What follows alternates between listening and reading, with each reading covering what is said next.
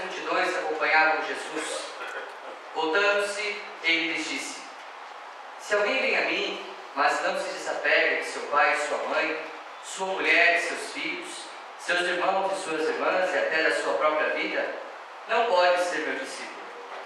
Quem não carrega a sua cruz e não caminha atrás de mim, não pode ser meu discípulo. Com efeito, qual de vós, querendo construir uma torre, não se senta primeiro e calcula os gastos para ver se vai ter o suficiente para terminar? Caso contrário, ele vai lançar o alicerce e não será capaz de acabar. E todos que virem isso começarão a caçoar, dizendo: este homem começou a construir e não foi capaz de acabar. Ou ainda, qual rei, ao sair para guerrear com outro, não se senta primeiro e examina bem se com 10.000 homens poderá enfrentar o outro que marcha contra ele com 20.000?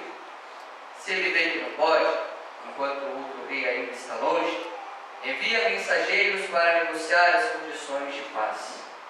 Do mesmo modo, portanto, qualquer um de vós, se não renunciar a tudo que tem, não pode ser meu discípulo. Fala